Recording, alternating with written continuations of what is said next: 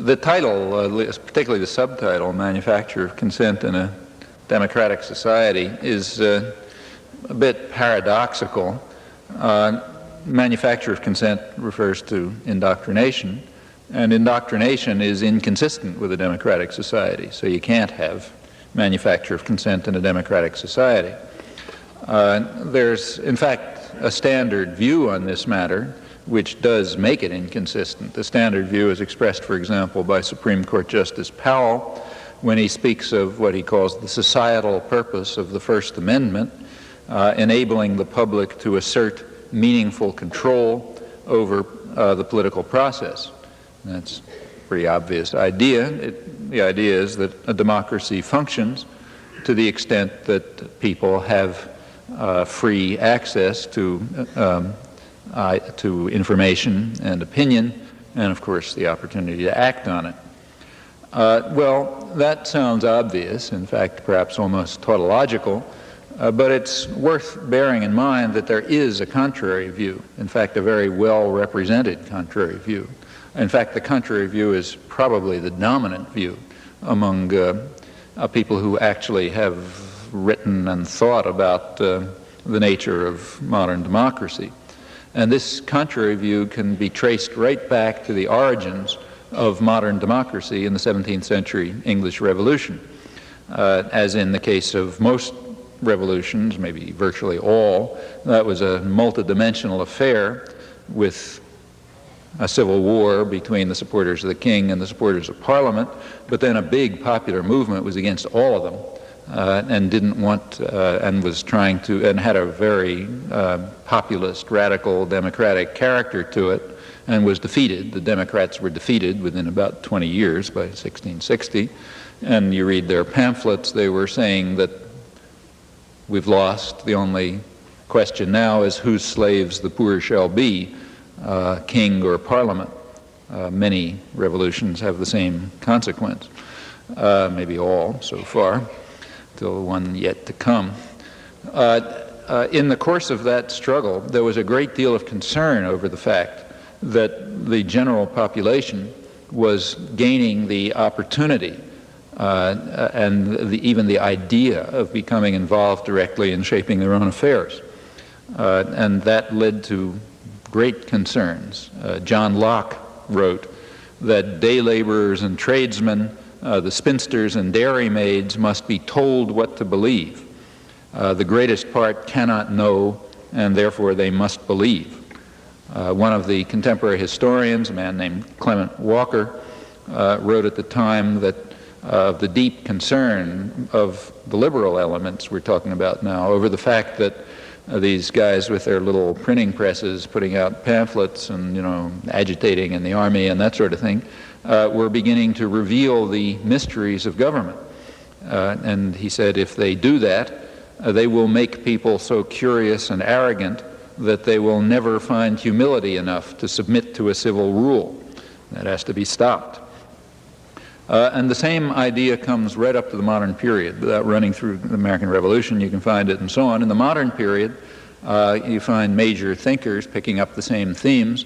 For example, Reinhold Niebuhr, who's a much respected moralist and political thinker and very, very influential among modern political leaders, wrote that rationality belongs to the cool observers.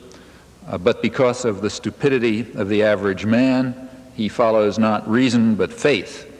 And the naive faith of the proletarian requires necessary illusion and emotionally potent oversimplifications, which have to be provided by myth-makers to keep the ordinary person on the right course. Walter Lippmann, who was the dean of American journalists, wrote about what he called the manufacture of consent. That's where that phrase comes from. And he said that the manufacture of consent has become a self-conscious art and a regular organ of popular government in a revolution in the practice of democracy. And this, he thought, was appropriate because the common interests very largely elude public opinion entirely and can be managed only by a specialized class whose personal interests reach beyond the locality.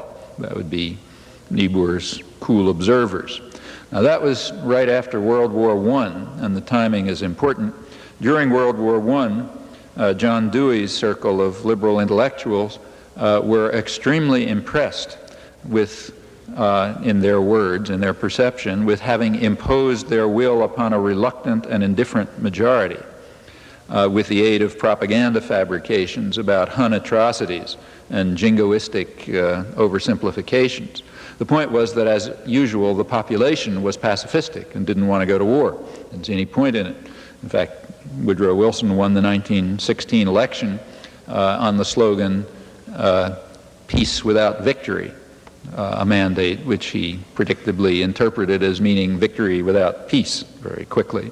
With the aid of the intellectuals, they felt, at least, maybe they were exaggerating their own contribution, that they had whipped the population into a war fever. American historians also joined enthusiastically in the cause. They formed the National Board for Historical Service. The founder of it said that what was needed was what he called historical engineering, a method to serve the state by explaining the issues of the war so that we might better win it. The Wilson administration established the first official government propaganda agency in the United States, called the Creel Commission, Commission on Public Information, which was a straight propaganda agency to try to turn this reluctant and indifferent majority into a willingness to fight the war and succumb to jingoistic fanaticism. That's actually a predecessor of a much more ambitious program developed during the Reagan administration. Reagan's Office of Latin American Public Diplomacy, theoretically under the State Department, but actually apparently run by the National Security Council. That was an illegal operation, as the Congressional General Accounting Office later concluded in a study of it, a legal operation which had the intent of intimidating critics and controlling debate and discussion over Central America. Its goals, as they put it, were to demonize the Sandinistas and, of course, to build up support for the U.S. client states, the U.S. terror states in the region. Now, that was exposed during the Iran-Contra hearings by one of the very few journalists who actually did some work on the hearings, did some journalistic work instead of just repeating the handouts. Alfonso Ciardi of the Miami Herald exposed this, and when he later came out a lot more details in congressional hearings. When he exposed it, he went to high administration officials to ask them to talk about it, and they described these propaganda efforts as a spectacular success. One of them described the efforts as the kind of operation that you would carry out in enemy territory. That's a very evocative phrase, and it expresses the attitude of the Reaganite political leaders, and in fact of state leaders generally, towards their own populations. They're an enemy. It's the domestic enemy that you have to control and marginalize. And you want to make sure that they don't become so curious and arrogant that they won't find humility enough to submit to a civil rule. Out of the Creel Commission, but going back to World War I, there were a number of consequences. One of the members of the Creel Commission was a man who went on to become the leading figure and sort of patron saint of the modern public relations industry, Edward Bernays. He later wrote about what he called the engineering of consent, which he said was the essence of democracy. And the public relations industry is devoted, in the words of its own, it's a major industry which was devoted to controlling what they call the public mind, educating the American people about the economic facts of life to ensure a favorable climate for business and a proper understanding of the common interests. The public mind, one AT&T executive observed 80 years ago, the public mind is the only serious danger facing the company, and it's got to be controlled.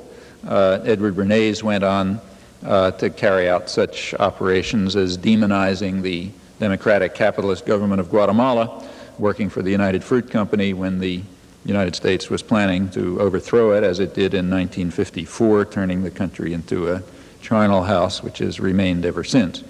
There's also an academic twist to all of this. In fact, it's a major theme in the academic social sciences, going back at least 50 years or more. One of the most prominent modern American political scientists, Harold Lasswell, who's a leading figure in communications and such things. He wrote the article on propaganda in the International Encyclopedia of Social Sciences, which was published in 1933. And in it he says that we should not succumb to democratic dogmatisms about men being the best judges of their own interests. They are not. The best judges are the elites, us smart guys, the cool observers, and we must therefore be ensured the means to impose our will for the common good, of course. This, he said, will require a whole new technique of control, largely through propaganda, because of the ignorance and superstition of the masses. Same theme all the way through.